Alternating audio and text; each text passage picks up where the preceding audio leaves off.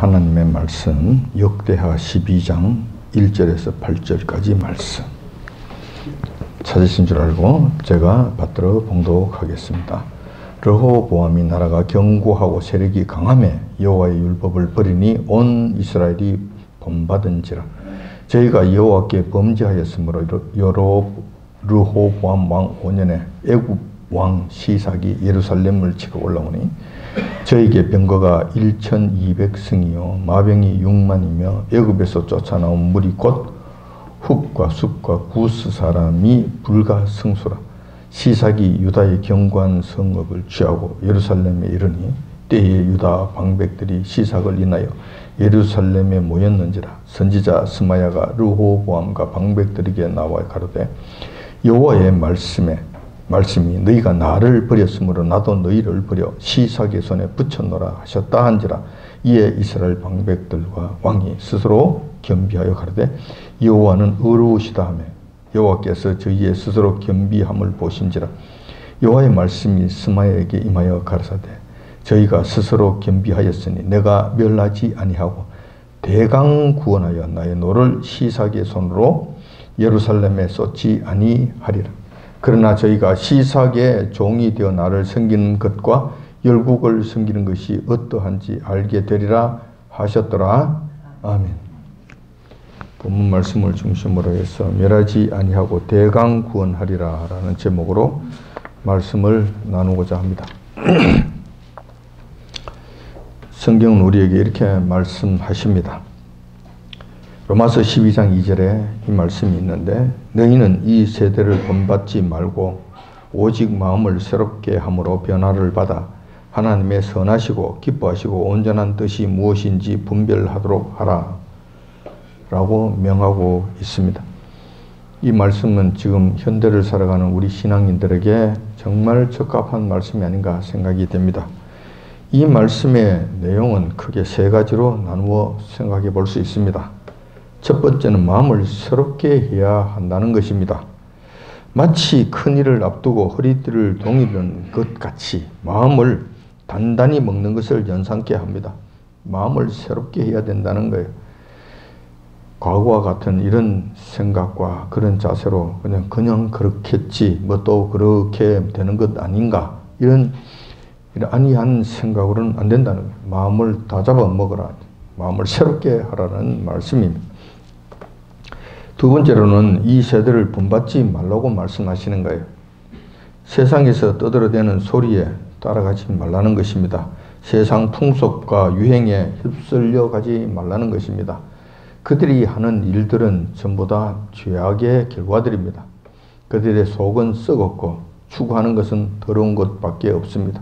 그런데 겉은 화려하게 보이고 그럴듯해 보입니다.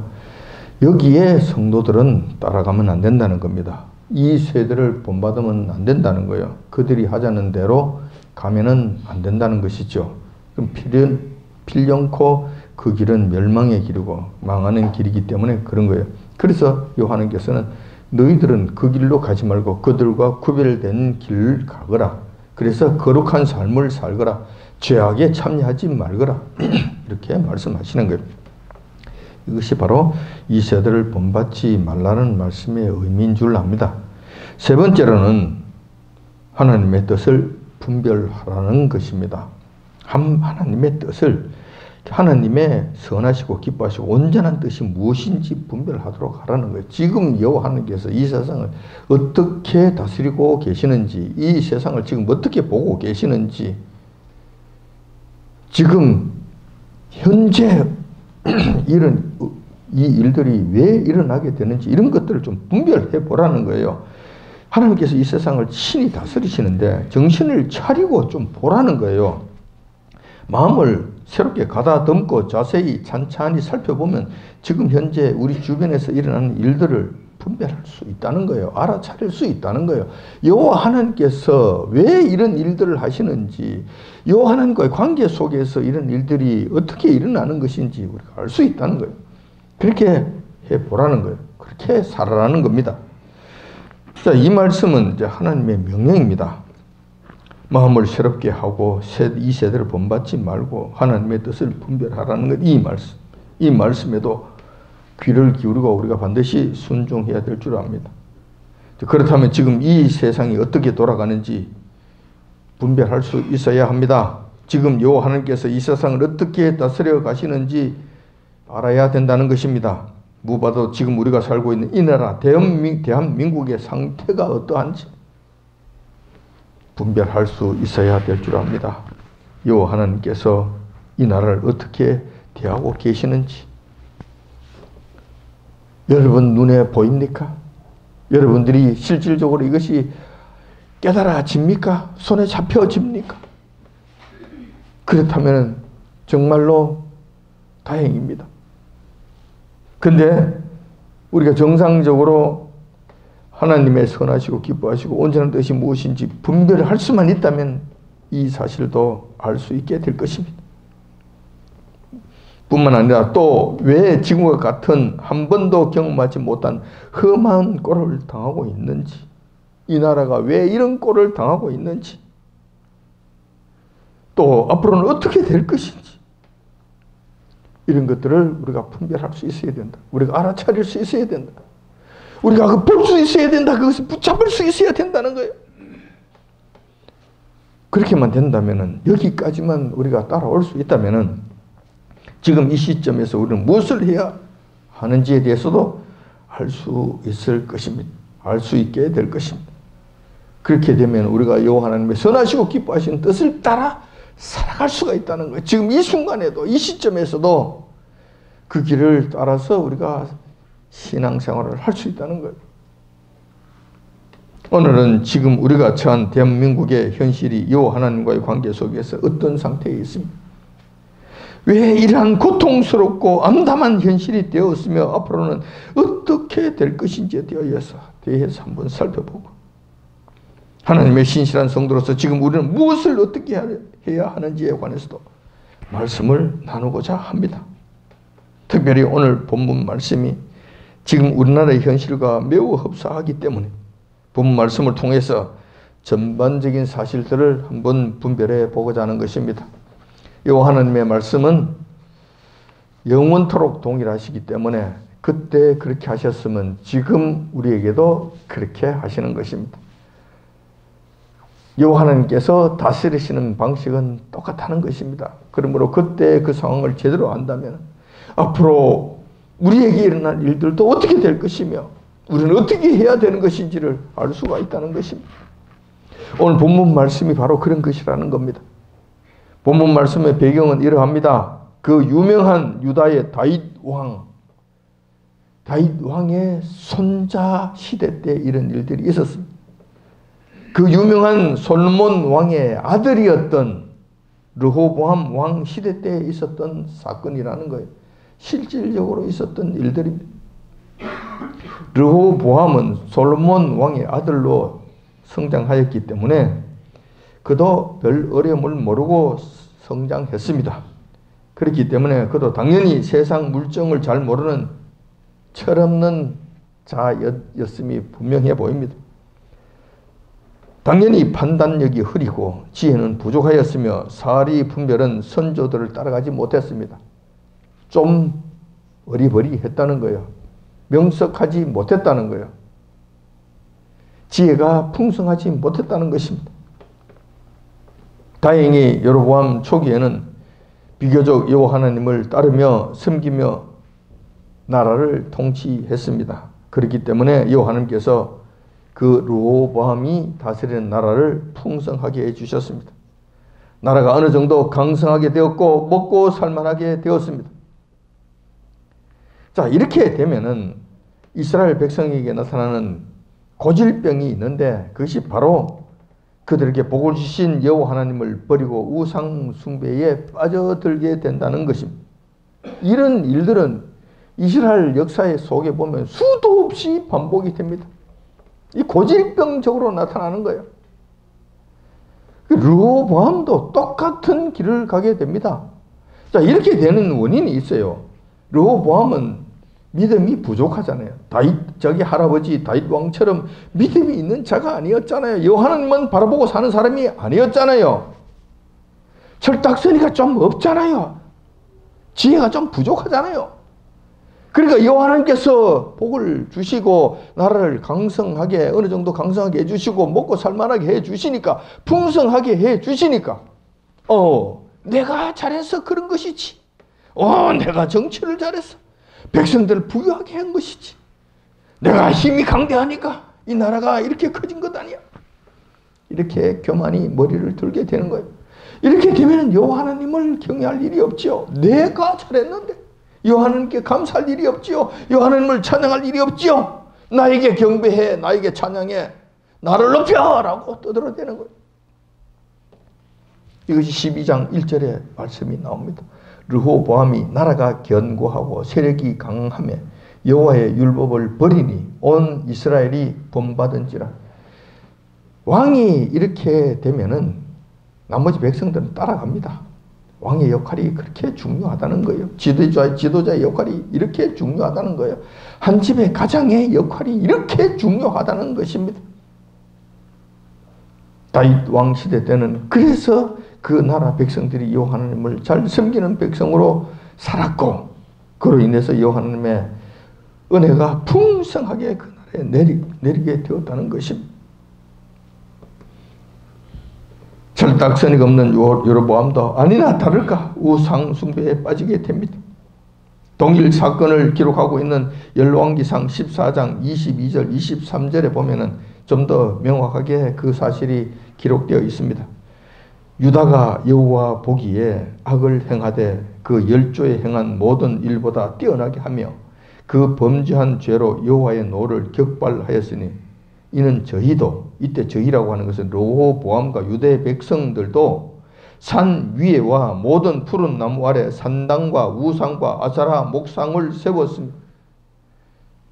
르호보암만 그런 것이 아니라 그 백성들까지 다 그렇게 했다는 거예요. 이런 길에 빠져들게 됐다는 거예요.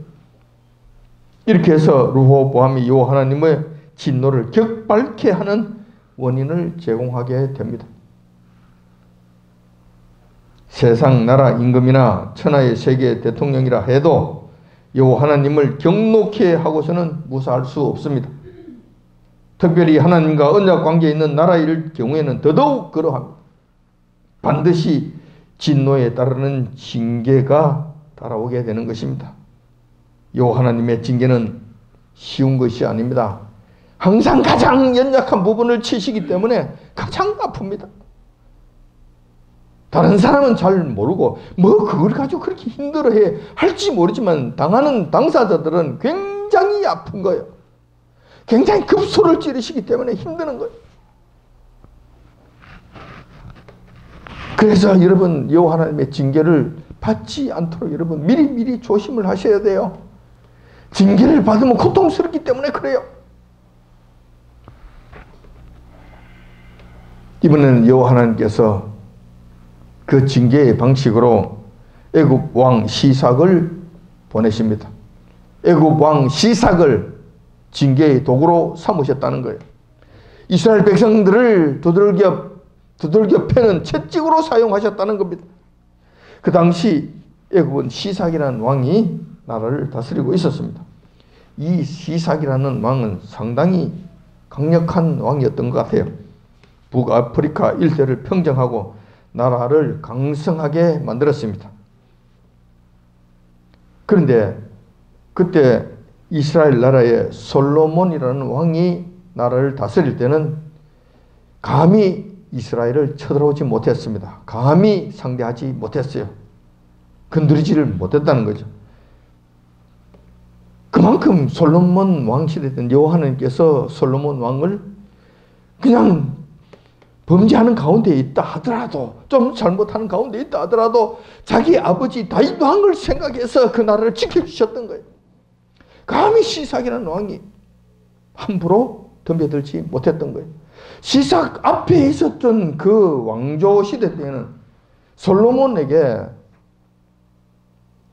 침범하는 것은 고사하고 침범하는 정도가 아니라 혹시 솔로몬 왕의 심기를 건드릴까 싶어서 그냥 전전긍긍한 거예요. 아무 말도 하지 않았는데 자기 공주를 데려다가 그냥 솔로몬 왕에게 갖다 바치면서 뿐만 아니라 그 공주에 따르는 조공까지, 그러니까 그 시나이 반도에 있는 가자 지구에 있는 좋은 땅들까지 황금 이렇게 황금 붙여서 그래서 솔몬 왕에게 진상을 한 거예요. 그리고 우리나라와 좋게 지내자고 이렇게까지 했던 나라입니다. 그런데 솔로몬 왕이 죽고 난 이 시점에 그 왕조가 바뀌고 시삭이라는 강건한 왕이 그 나라를 지배해서 나라를 굳건하게 세운 이 이후에는 상황이 달라졌던 것입니다. 철없는 아들인 르호보암이 왕이 되자 남유다를 침범해 들어왔습니다. 아주 시삭이 르호보암 왕 정도는 우습게 여겼던 것이죠. 솔몬 왕에게는 함부로 대할 수 없었지만 르호보암 정도의 철딱선이 없는 저 왕은 그냥 쉽게 봤다는 거예요. 그래서 그냥 밀고 들어온 거예요.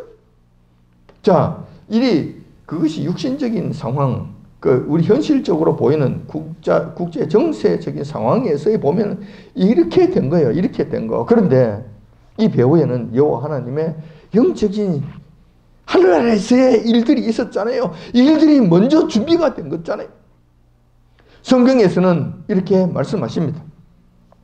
근본적인 배경이 르호보암과 유다가 여호와 하나님을 떠나 우상 숭배에 빠졌기 때문에 여호와 하나님께서 징계의 목적으로 시삭의 침입을 허용하셨다.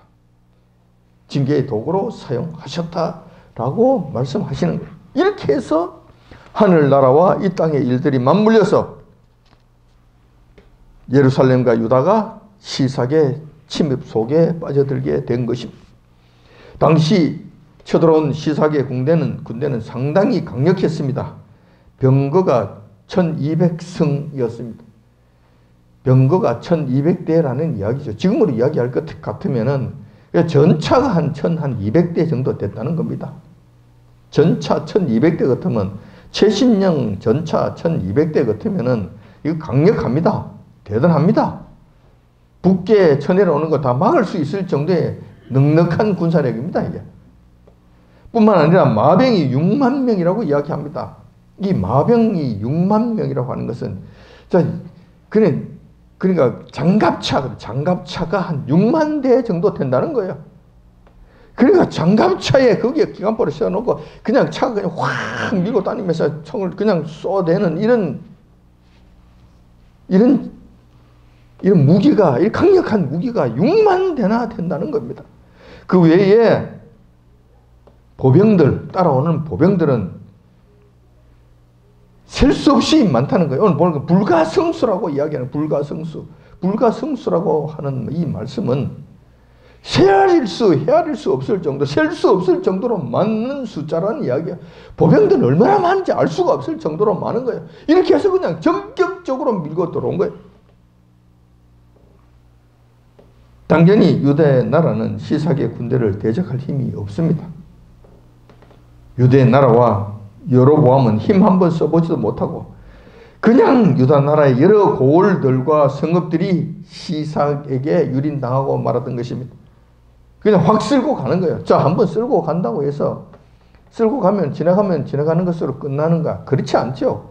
그때 당시의 전쟁은 그런 것이 아니죠.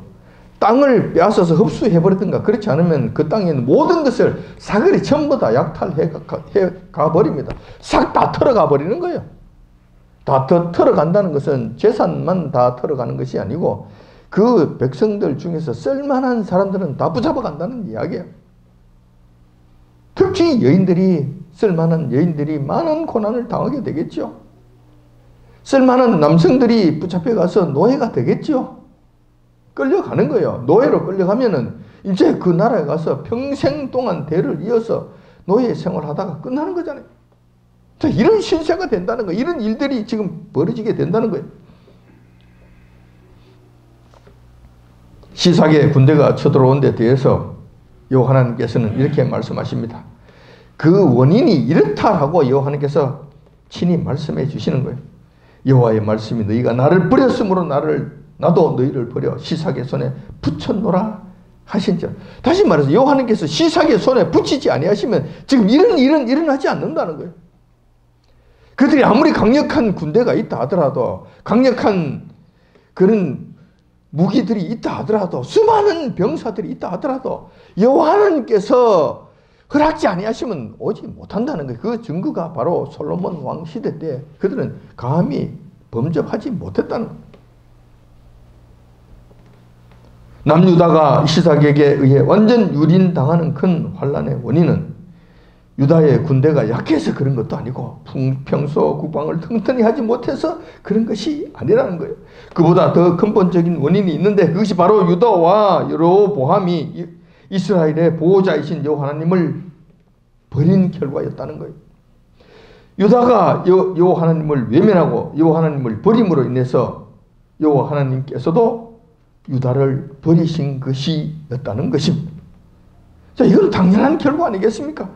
이렇게 되면은 당연히 남유다는 보호자가 없게 됩니다. 돌봐줄 사람이 없게 되는 거예요. 강력한 능력이 그를 지켜주지를 못하는 거예요. 그냥 그들의 방위망이, 보호막이 완전히 다 풀어져 버린 거예요. 보호자가 없게 되자 외부의 침입이 나타나게 됩니다. 당연한 것이잖아요. 시삭이라는 이 엄청난 침략자가 침략해 들어옵니다. 이 침략에 속수무책으로 당하게 된다는 것입니다. 무엇보다도 여호와 하나님께서 유다가 하나님을 버리는 일로 인해 오히려 유다를 편드시는 것이 아니라 시삭 편을 들어서 유다를 통째로 시삭의 손에 유린당하도록 하셨다는 겁니다. 그렇게 해서 지금 유다 땅 전체가 그냥 절단이 나버린 거예요. 겨우 예루살렘 하나만 겨우 남아있는 거예요. 이런 상태가 되는 거예요. 이렇게 되자 조정에서는 이제 난리가 났죠. 르호보암이 긴급 국가 비상대책회의를 소집합니다. 왜 이런 일이 일어났는가? 그리고 여기 대해서 우리가 어떻게 대처해야 될 것인가? 어떻게 나라를 구해야 될 것인가? 우리가 어떻게 해야 될 것인가? 이에 대한 국가 비상대책회의를 소집해서 시행합니다. 그 회의 자리에 스마야 선지자가 나타납니다. 여호와 하나님께서 보내신 선지자 스마야 선지자가 그 현장에 나타나서 이렇게 말씀하십니다. 너희들이 이렇게 된 것은 너희들이 여호와 하나님을 버린 때문이라고 책망하면서 원인을 정확하게 지적해 주십니다. 조금 전에 말씀해 드린 바와 같이 너희가 여호와 하나님을 버렸으므로 여호와 하나님께서 너희를 버린 것이다. 이렇게 해서 이 일이 발생된 것이다라고 그들에게 정확하게 지적해 줍니다. 그러자 천만다행으로 철딱선이 없는 이 여로보암 왕이 스마야 선지자 앞에 스마야 선지자의 말씀 앞에 무릎을 꿇고 여호와는 어려우시다라고 고백을 합니다. 뿐만 아니라 그 회의에 참석한 국가 지도자들, 방백들도 모두 여호와 하나님 앞에 엎드려서 무릎을 꿇고 여호와 하나님께서 과연 하실 만한 일들을 하셨습니다. 정말 그럴 수밖에 없는 저희들이 죄를 지었습니다. 라고 겸비한 모습을 보인 거예요. 아주 겸손한 자세를 보였다는 거예요. 지금까지 기고만장해서 나에게 경배하라고 떠들어대던 이 소리는 그냥 싹 다 묻혀버리고 다 숨어버리고 어디에 들어가 버리고 없고 이제 우리가 마땅히 야단 맞을 짓을 했다면서 여호와 하나님 앞에 무릎을 꿇은 거예요. 겸비한 모습을 보이고 잘못을 시인했던 것입니다.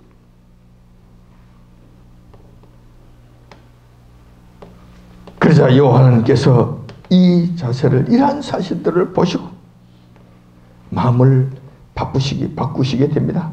긍휼을 베푸시기로 결정을 하셨다는 것입니다. 그러자 여호와 하나님께서는 스마야 선지자를 통해서 이렇게 긍휼을 베풀어 주십니다. 이것이 12장 7절에 있는 말씀입니다.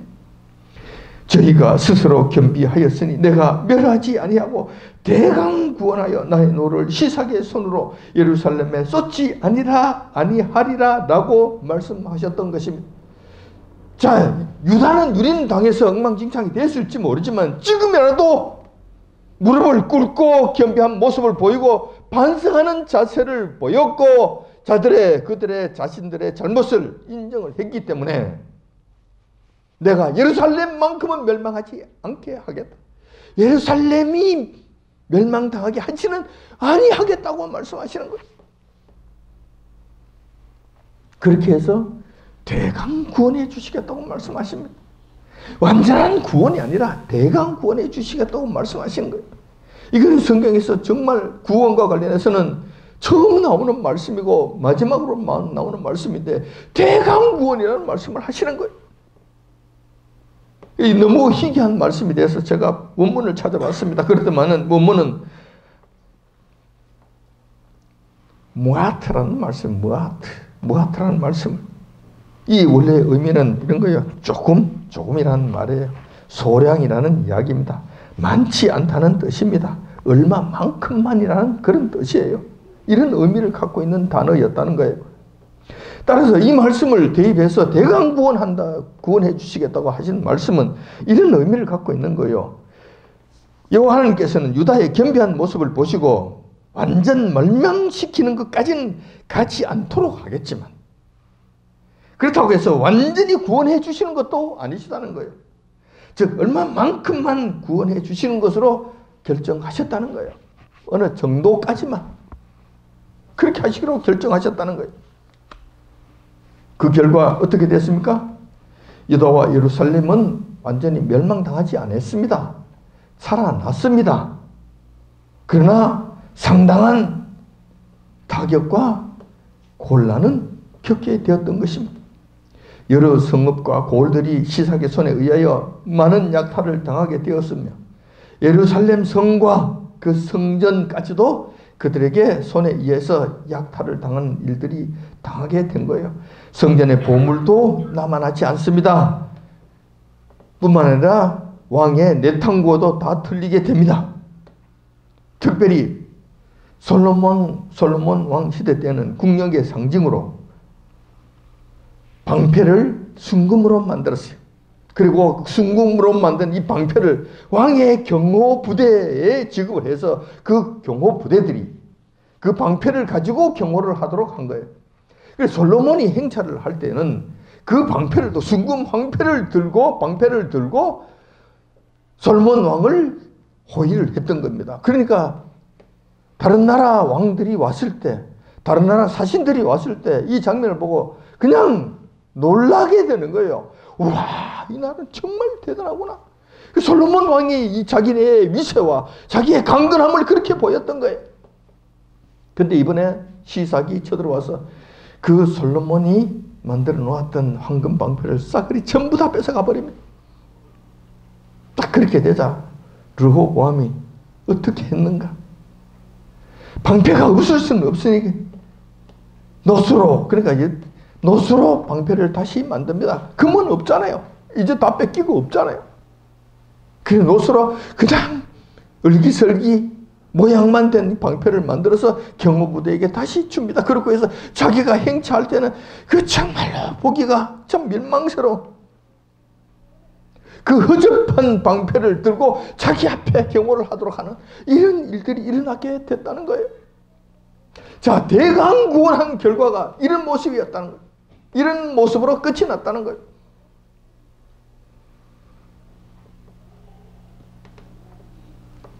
이런 일련의 사태에 대해서 여호와 하나님께서는 한마디로 이렇게 말씀해 주셨습니다. 이런 일이 일어나게 한 것은 내가 이유가 있어. 무엇인 줄 알아? 내가 대강 구원해 준 것도 왠 줄 알아? 이 말씀을 정확하게 해 주신 것입니다. 이것이 바로 8절에 있는 말씀입니다. 너희가 시삭의 종이 되어서 나를 섬기는 것과 열국을 섬기는 것이 어떠한지 한번 알게 해 주겠다고 그렇게 해서 이런 일들을 행하셨다고 말씀하시는 거예요. 자, 시삭의 종이 되어서 한번 살아봐. 한번 해봐. 얼마나 힘들 것인가. 시삭의 노예가 되어서 한번 살아봐. 시삭의 노예의 나라가 되어서 속국이 되어서 한번 살아봐. 얼마나 힘들 것인가. 반면에 이 하나님을 섬기면서 이 하나님의 보호하신 가운데 사는 그 나라가 얼마나 행복한 나라인지 한번 비교해봐. 이것을 완전히 깨달아 알게 하기 위해서 내가 이렇게 대강 구원의 일들을 행하게 하셨다고 말씀하신 것입니다. 그나마 여호와님께서 르호보암과 유다를 다 멸망시키지 아니하신 것만으로도 천만 다행으로 여기고 감사해야 될 줄 압니다. 우리는 오늘 여로보암과 유다가 하나님의 크신 축복에도 불구하고 여호와 하나님을 버리고 우상 숭배에 빠졌을 때 어떠한 일이 일어났는지 그 일에 대해서 한번 살펴보았습니다. 여호와 하나님을 떠나 우상 숭배에 빠져들게 되면은 반드시 여호와 하나님의 징계가 나타나게 됩니다. 그 징계에 대해 빨리 알아차리고 겸비한 자세로 회개만 하게 된다면은 대강 구원은 받게 됩니다. 그만큼 죄에 대한 후유증이 크다는 이야기입니다. 후유증이 만만치 않다는 것을 말해주는 것입니다. 그런데 이렇게 되기까지 가장 큰 원인은 르호보암이라는 왕이 여호와 하나님의 축복 가운데 나라가 강건해지게 해주시고 풍성하게 해주셨을 때에 자기가 이 모든 것을 행한 줄 알고 교만에 나섰을 때, 교만이 그를 삼켰을 때 여호와 하나님을 떠나게 된다는 이 사실, 이것이 모든 일의 근원이 된다는 사실, 저희들에게 잘 자를 가르쳐주고 있다는 것입니다. 지금 우리 한국교회는 어떻습니까? 이 나라가 70년 전만 해도 굶어 죽어가던 나라 아니었습니까? 세계 빈국 중에서도 최하위 빈국 아니었습니까? 필리핀이라는 나라가 장충체육관을 지어줬을 때 감지덕지했던 그런 나라 아니었습니까? 인도네시아라는 나라에서 막사이사이 상을 준다면은 그 상을 받기 위해서 그냥 황송해서 그 나라에 가서 그 상을 받아왔다고 그냥 온 나라가 그냥 떠들썩하게 떠들던 그런 나라 아니었습니까? 그런 나라 여호와 하나님께서 어떻게 해주셨습니까? 세계 10대의 강국으로 세워주셨고 세계 모든 나라들이 지금 부러워하는 정말 살기 좋은 나라, 부유한 나라로 세워주지 아니하였습니까? 이렇게 되었을 때 우리 한국교회는 무슨 짓을 했습니까? 이 땅의 지도자들과 이 땅에 믿지 않는 백성들이야 뭐 그렇다 하더라도 어차피 그들은 죽은 자들이기 때문에 그들을 나무랄 일은 없어요. 그들은 원래 그러니까 어쩔 수 없는 거예요. 기대할 것이 없는 거예요. 그런데 하나님의 교회들만큼은 그러지 말아야 되지 않아요? 근데 하나님의 교회들이 무슨 일을 했습니까? 자기가 잘났어. 말은 여호와 하나님께서 다 했었습니다. 그러면서도 속마음은 절대 그렇지 않아. 여호와 하나님이 그들 마음속에는 없는 거예요. 하나님을 두려워하지 아니해요. 하나님이 살아계신 것을 인정하지 않아. 자기가 최고야. 자기가 왕이야. 자기가 모든 것을 이루었어. 그러므로 목사를 섬기라고 떠들어대는 거예요. 내가 하나님이야. 목사에게 말 함부로 하면은 죽어. 저주받아! 목사를 섬겼더만 복을 받아! 이따우 소리를 하면서 돌아다니며 왕도로서를 한 거예요. 하나님이 그 자리에 어디 있습니까? 이런 일들이 어제오늘의 일이 아니라 아마 상당히 전부터 아마 시작이 된 거예요. 상당히 전부터 이런 병들이 진행되어 온 거예요. 그리고 지금 현재에 와서는 깊은 병으로, 중병으로 들어가서 고칠 수 없는 고집병으로 지금 들어가게 된 거예요. 중병으로 들어가게 된 거예요. 그 결과 무슨 일을 했습니까? 2016년도에는 부산 백스코에서 WCC 총회를 개최하지 않았습니까?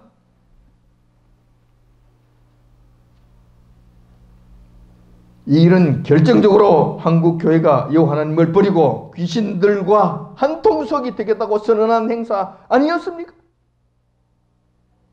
여호와 하나님을 버린 거예요. 그들이 여호와 하나님을 버렸다니까. 한국 교회가 여호와 하나님을 버려버렸다니까. 이런 일을 하면 안 되지. 절대로 그래서는 안 되지. 한국 교회가 대표로 하는 그런 교회가 앞장서서 그 일을 했단 말이에요. 뿐만 아니라 그동안 수십 년 동안 여호와 하나님을 섬기는 것보다는 물질을 섬기는 일이 더 중요하다고 교회에서 공공연히 떠들어댔잖아요. 와서 복 받아라. 물질 축복 받아야 된다. 하나님의 교회는 풍성해야 된다. 풍성한 교회, 복 받아야 된다. 하나님의 자녀가 그렇게 가난하게 살면 하나님의 축복이 아니다. 하나님의 사람들은 전부 다 물질적으로 풍성하게 살아야 됩니까? 좀 소박하게 살면 안 됩니까? 공공연하게 떠들어요. 공공연하게. 하나님께서 가르치지 않은 것을 그들에게 가르치면서 그들로 하여금 여호와 하나님을 섬기는 것이 아니라 여호와 하나님을 이용해서 물질을 섬기라고 요구를 한 거예요. 그것도 성전 안에서 공공연하게 하루 이틀이 아니에요. 아마 오랫동안 그래왔고 모든 교회들이 지금 여기 전부 다 전염돼 간염돼서 다 그런 줄 알잖아요. 지금 그러고 있잖아요.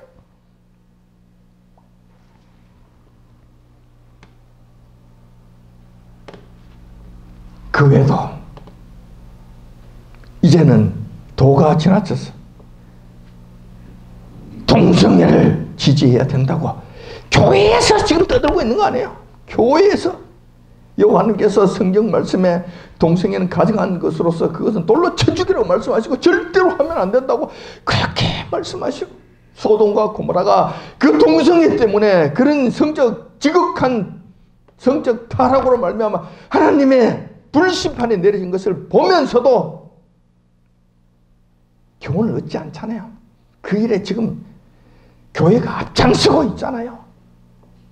막 가자는 것이지 막 가자는 거.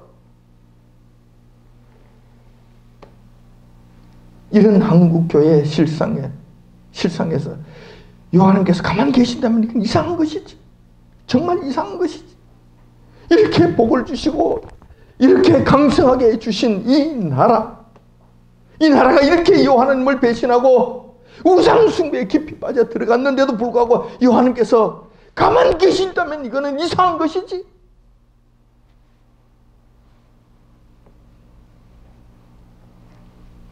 한국교회의 죄악으로 말미암아 여호와 하나님께서는 이 땅을 징계하시기로 결정하신 것입니다. 이것은 지극히 당연한 것이고 마땅한 것이라고 생각됩니다.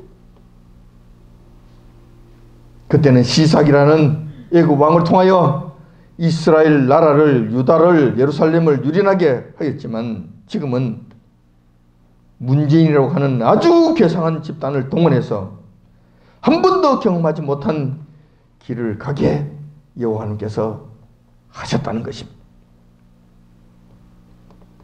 지금 어떤 일이 벌어지고 있는 줄 아십니까?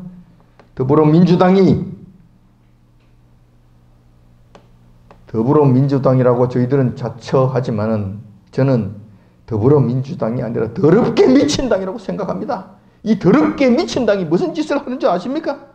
예배 금지법을 지금 초안을 만들어 놓고 준비하고 있습니다. 예배를 금지하는데도 예배를 드린다. 징역 5년, 이제는 벌금형이 아니에요. 징역을 보내겠다는 거예요. 징역 5년 이하 보내겠다는 거예요. 집회금지법 말 안 들으면 징역 3년 이하입니다. 자, 이게 코로나, 이거 뭐 우한 폐렴, 이게 이 검사를 해야 되는데 이 검사를 하는데 불응한다? 강제 검사를 거부한다? 이렇게 될 것 같으면 이 방역을 거부한다? 와서 방역을 하겠다는데 아무 때나 시도 때도 없이 와서 그냥 방역을 막 해대겠다는데 이걸 거부를 한다? 이럴 것 같으면 교회를 폐쇄하겠다. 자, 교회에서 성차별을 하는 이런 말들을 한다? 여호와 하나님의 말씀만이 진리라고 떠든다? 동성애는 하면 안 된다고 이렇게 강조를 한다? 이렇게 되면 이거는 차별금지법이라고 해서 이 법을 만들어서 이제는 벌금과 더불어서 구속을 시키겠다. 3년 이하에 그냥 징역에 처하겠다. 이 법을 지금 준비하고 있어요. 자, 지금 알다시피 마스크를 쓰고 다니지 아니하면은 지금 바로 벌금 10만 원이잖아요. 지금 벌써 시행이 되고 있습니다. 누가 사진 찍어서 고발하면 10만 원 벌금 내야 돼요. 지금 이런 시점에서 우리 살고 있습니다. 우리 교회는 지금 마스크를 끼지 않는 상태에서 예배를 드립니다. 이런 교회는 없습니다. 이런 교회는 없습니다. 저는 이것이 당연한 줄 알았는데 따지고 보면 다른 교회 가보니까 그렇지 않더라고요. 어제 토요일 날 새로운 교회가 설립을 하게 돼서 설립 예배에 참석을 했습니다. 가봤더니만 앞에서부터 난리야. 뭐 사진 찍고 이걸 감시하고 쓰고 기록하고 마스크 끼고 들어가서 예배 드린데도 목사님부터 시작해서 말단 그 모든 성도들까지 전부 다 마스크를 끼고 예배를 드리는데 설교 때도 마스크를 끼고 설교를 하는 거예요. 기도도 마스크를 끼고 설교를 하는 거예요. 지금 이런 시점이 됐습니다. 이런 상황이 됐어요.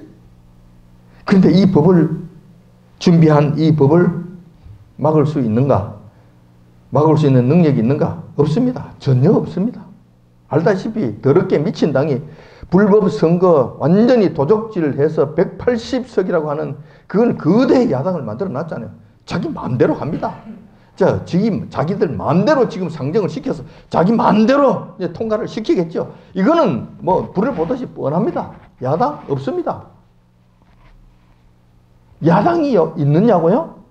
보수 야당이 있느냐고요? 없습니다. 이 땅에 무슨 보수 야당이 있습니까? 다 그렇고 그런 인간들이지. 다 그런 인간들이지. 보수 야당인 척하고 제가 국회의원이 되면 교회를 살리겠습니다. 교회를 위해서 내가 앞장서겠습니다. 교회를 대변하겠습니다 하고 떠들어댔던 이 인간들이 국회의원이 되고 나니 딴소리 합니다. 울산에 있는 김기현 의원이 지금 저 위에 있는 북구 쪽에 있는 교회 장로라며요. 장로요. 그리고 그 사람은 노예를 하거나 하면 자기 직접 와서 뭐라고 떠들어댑니다. 하면은 목사님들 한번 뭐 해주시면 정말로 교회를 제가 대변하겠습니다. 자기가 장로니까 그럼 믿었죠. 모든 교회들, 울산에 있는 모든 교회들이 다른 사람은 몰라도 김기현 장로만큼 우리가 반드시 당선을 시켜야 된다. 그러고 발벗고 나서고 난리가 났어요. 좀 울산시장 선거에서도 정말로 억울하게 도적질 당해서 낙선되었으니 국회의원이라도 시켜야 되지 않겠나. 그래야 울산에서 교회를 대변하는 한 탁월한 국회의원이 탄생하는 거 아닌가 해서 온 교회들이 정말 힘썼습니다. 알다시피 당선됐어요. 지난 8.15 선거 때 울산에서 광화문으로 갔잖아요. 그 갔던 대표 목사님들이 갔다 와서 울산에 있는 이 경찰과 검찰, 이 시청, 구청으로부터 얼마나 시달림을 받았습니까? 얼마나 괴롭힘을 당했습니까? 맨날 오라 가라 그러면서 그냥 그들을 괴롭혔습니다. 이때 김기현 의원에게 전화를 한 거예요. 자, 이런 상황이니 말씀만 한마디만 좀 해 주십시오. 이럴 때 이 일을 한다고 했지 않았습니까? 그런데 어떻게 하신 줄 아십니까? 김기현 장로라는 그 작자가 전화를 직접 받지 않습니다. 그전에 직접 받던 사람이 전화를 받지 않습니다. 비서가 전화를 받아서 지금 바쁘시니까 용건을 말씀해 주시면 제가 전해드리겠습니다. 그런데 답장이 왔을까요? 안 왔죠? 다시 전화를 했더니만 비서가 전화를 받아서 의원님의 입장을 제가 대신 전해드리겠습니다. 의원께서 이렇게 말씀하시라고 하셨습니다. 저는 입장이 상당히 난처하고 곤란하기 때문에 8.15 사건과 관련해서는 간섭하지 않기로, 개입하지 않기로 하셨다고 합니다. 그렇게 죄송하지만 그렇게 하셨으면 고맙겠습니다. 그렇게 된 거예요. 지금 이런 지금 김기현이까지 이렇다면은 이 땅에 보수 의원 없습니다. 인간 같은 인간 없습니다. 한 사람도 없습니다.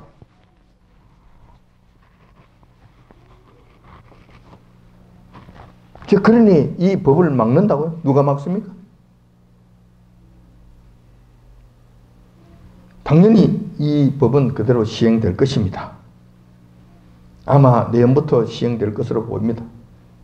언제 상정을 해서 통과시킬지 그 타이밍은 제가 모르겠어요. 그렇게 오래 가지는 않을 것 같아요. 뿐만 아니라 통과가 되고 나면 뭐 이거 그 예비 기간 좀 주겠죠? 시행 기간을 좀 주겠죠? 그러고 나면은 바로 전격적으로 시행될 것입니다. 단 한 가지 기대하는 것이 있습니다. 만에 하나라도 이런 상황이 되었을 때 이 교회들이, 한국 교회들이 조금 깨어나서 이 시대를 좀 분별을 해서 큰일 났구나.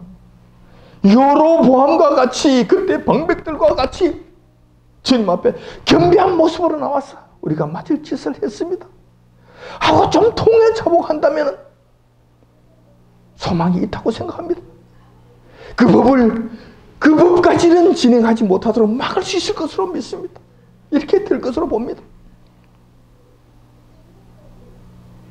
대강 구원을 얻는다는 것, 지금 너무 한국교회가 많이 나갔기 때문에 완전한 구원은 언감생심입니다. 그건까지는 안 됩니다. 그렇게까지는 안 될 겁니다.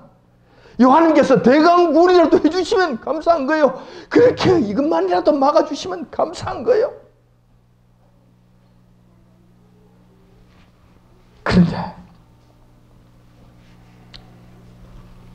문제는 하나님의 진노하심이 문재인을 통해서 지금 이렇게까지 진행되어 왔는데도 한국교회는 잠잠합니다. 정말 잠잠합니다. 르호보암과 유다는 겸비함으로 대강 구원은 받았으나 한국교회는 이마저도 안 하고 있으니 대강 구원조차 기대할 수가 없는 듯합니다. 참 답답합니다. 모르는 척 하는 겁니다. 우리 교회만 이렇게 떠드는 것 같아요. 우리 교회만 이렇게 떠드는 것 같아요. 어찌겠습니까? 그렇더라도 우리 할 일을 해야 되지 않겠습니까? 우리라도 깨어 있읍시다. 그리고 기도합시다. 그렇게 해서 임박한 하나님의 진노에서 조금이라도 긍휼을 이루어내는 저와 여러분들이 다 됩시다.